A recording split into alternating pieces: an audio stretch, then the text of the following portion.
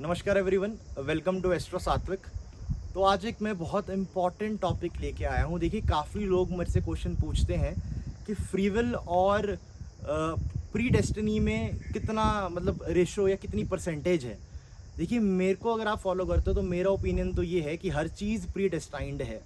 आदमी किस तरह के कर्म करेगा, अच्छे कर्म करेगा, बुरे कर्म करेगा, हर एक चीज़ प्री डेस्टाइंड है। इसलिए मेरा तो ये ओपिनियन है, अगर कोई गंदे खराब कर्म भी कर रहा है then also I don't comment on it. कोई अच्छा भी कर रहा है तब भी नहीं मैं कमेंट करता, क्योंकि I know everything is pre destined. अब मैं आपको कुछ एग्जांपल्स के साथ इसको समझाऊंगा।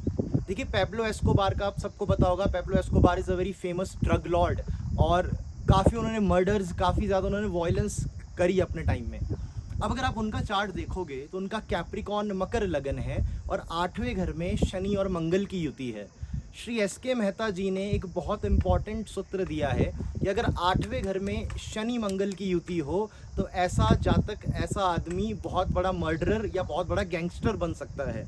तो अगर आप कुंडली देखें तो योग हमारे पास ऑलरेडी है कि किसी भी लगन में अष्टम घर में शनि मंगल की युति कोई गैंगस्टर या इस तरह का बहुत वायलेंट आदमी बना सकता है।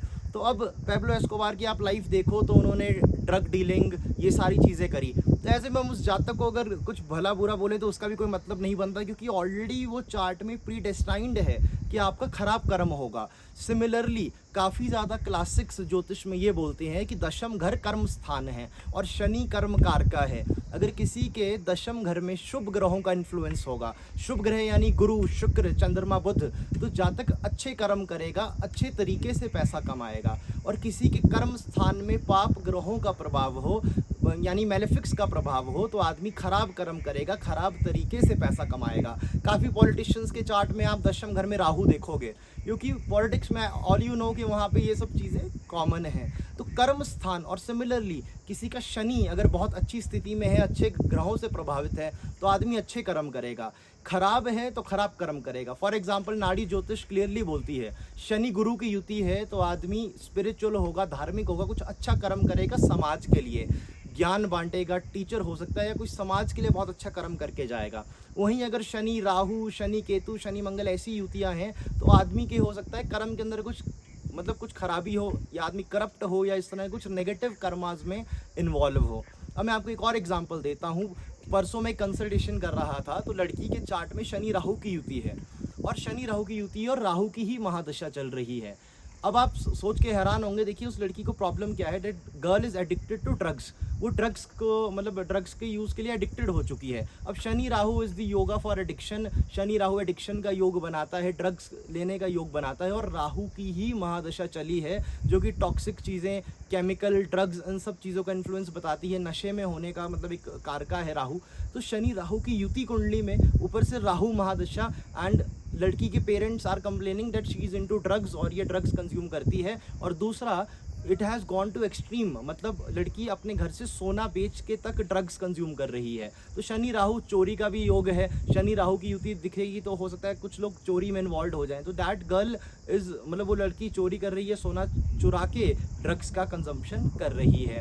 ओके, तो देखिए, कुंडली में जो योग होता है, योग के हिसाब से आपका कर्म डिसाइड होगा।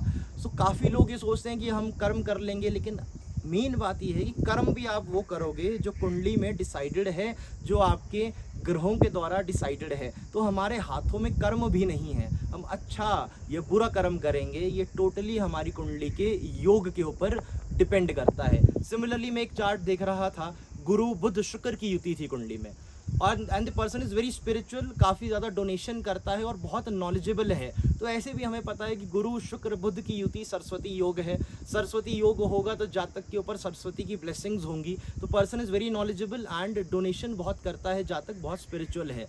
के एन राव साहब बहुत फेमस एस्ट्रोलॉजर हैं।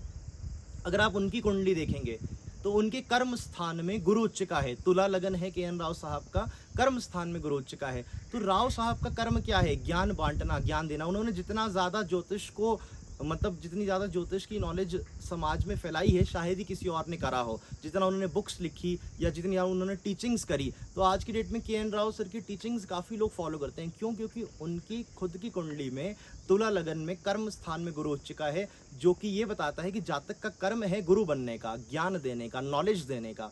तो उन्होंने एक बहुत पॉजिटिव नॉलेज दी और किस चीज़ों से रिलेटेड दी, शास्त्र से रिलेटेड दी, ज्योतिष से रिलेटेड दी। तो कर्म स्थान में गुरु उच्च का आप प्रभाव देख सकते हैं। सिमिलरली मैं एक चार्ट देख रहा था, कर्म स्थान में देयर वाज मंगल और सूर्य की युति थी। तो जातक सर्जन है, डॉक्टर है, क्योंकि मैंने आपको पहले भी बताया कि मंगल यूनिफॉर्म से रिलेटेड नौकरियां बताता है। यूनिफॉर्म, अब doctors they wear the uniform, और मंगल ब्लड का कारका है। सो जातक इज अ डॉक्टर। तो सिमिलरली देखिए स्वामी विवेकानंदा जी या रतन टाटा जी की कुंडली देखोगे तो लगन में सूर्य, धनु राशि में, धनु लगन में सूर्य, द जातक विल बी वेरी धार्मिक एंड वेरी मतलब डोनेशन करने वाला होगा। तो कहने का मतलब ये है कि जातक का अच्छा या खराब कर्म भी उसके ग्रहों से प्रभावित होता है। अगर योग अच्छे कर्म का है तो जातक अच्छा कर्म करेगा, योग बुरे कर्म का है तो जातक बुरा योग कर्म करेगा। तो ऐसी स्थिति में कर्म भी हमारे हाथों में नहीं है। किस तरह का कर्म ये हमने करना है, किस तरह का कर्म हमने एग्जीक्यूट करना है, वो नेचर और भगवान ने ऑलरेडी डिसाइड कर रखा है, उसी के बेस पे हमें योग मिला है। तो आई बिलीव काफ़ी हद तक 99% चीज़ें are predestined, free will मेरे हिसाब से नहीं होती है। तो ये मेरा एक छोटा सा ओपिनियन है। आई होप आपको थोड़ी क्लैरिटी मिली होगी। देखिए मैं बहुत सी कुंडलियाँ मैंने देखी, बहुत से योग मैंने स्टडी करे, तो बाद में मुझे यही कंक्लूजन मिला कि आदमी का कर्म टोटली योग और दशा के ऊपर निर्भर करता है। सिमिलरली किसी का राहु पंचम घर में है और सूर्य बहुत पीड़ित है तो जातक को हार्ट की बीमारी लगेगी। राहु पंचम में सूर्य बहुत पीड़ित तो हार्ट की बीमारी, काफ़ी मैंने केसेस देख लिए, राहु पंचम सूर्य पीड़ित तो जातक को हार्ट से रिलेटेड इशू आ रहा है। तो ऐसी मतलब हर एक चीज़, आपकी बीमारी, आपकी मैरिज, आपका career, everything is pre destined. कुछ भी कुंडली के योग के बियॉन्ड नहीं होता। अब होता क्या है, काफ़ी लोग बोलेंगे कि हमें तो ज्योतिष ने ये बोला था और वो सही नहीं हुआ।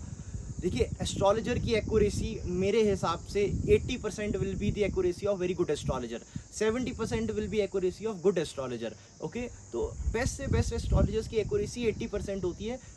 ज्योतिष विद्या गलत नहीं है, ज्योतिष विद्या में कमी नहीं है, बल्कि एस्ट्रोलॉजर्स में कमी है। एस्ट्रोलॉजर गलत हो सकता है, ज्योतिष विद्या गलत नहीं हो सकती।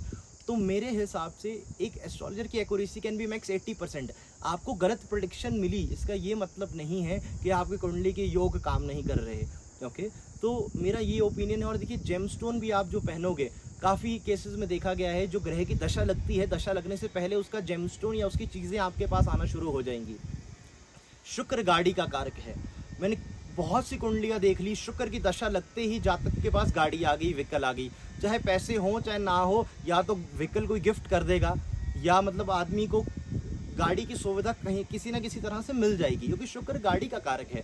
शुक्र की दशा लगते ही ऑटोमेटिकली गाड़ी, व्हीकल आपके पास आ जाएगी। शुक्र ज्वेलरी का भी कारक है। शुक्र की दशा लगते ही ऑटोमेटिकली ज्वेलरीज भी आना शुरू हो जाती हैं। ओके, काफ़ी लोग शुक्र की दशा में डायमंड खरीद लेते हैं। तो ऐसा नहीं है कि आप मतलब डायमंड खरीद के कर रहे हो, बल्कि वो ग्रह ऑटोमेटिकली, वो दशा ऑटोमेटिकली उस चीज़ को अट्रैक्ट कर रही है। ओके, तो हर एक ग्रह का कुछ नेचर है। शुक्र फॉर एग्जांपल मैंने आपको बताया गाड़ी का कारक है, तो उसकी दशा में आपको गाड़ी का, वाहन का सुख मिलेगा। राहु केतु स्थान परिवर्तन के कारक है, अनएक्सपेक्टेड इवेंट्स के कारक है, सडन इवेंट्स के कारक है, सडन बैड इवेंट्स के कारक है। तो राहु केतु की दशा जब लगती है तो सडनली कुछ बैड इवेंट होने लग जाते हैं लाइफ में, अनएक्सपेक्टेड इवेंट लग जाते हैं होने। घर में किसी का देहांत या लॉस ऑफ इमीडिएट रिलेशन देखा गया है, स्थान परिवर्तन हो जाता है। राहु केतु मेंटल स्ट्रेस लेके आता है, क्योंकि इवेंट्स एकदम से सडनली नेगेटिव इवेंट जातक की लाइफ में हो जाते हैं। तो हर एक ग्रह का एक नेचर है। अगर फ्री विल की बात करूँ तो मेरे हिसाब से तो फ्री विल ज्योतिष में नहीं है। तो ये आज मुझे आपको एक छोटी सी चीज़ समझानी थी। आई होप आपको ये वीडियो अच्छी लगी हो। बाकी किसी को कंसल्टेशन चाहिए या कोर्सेज चाहिए तो मैं अपना नंबर दे दूँगा। You can join the course and you can take the consultation. Thank you.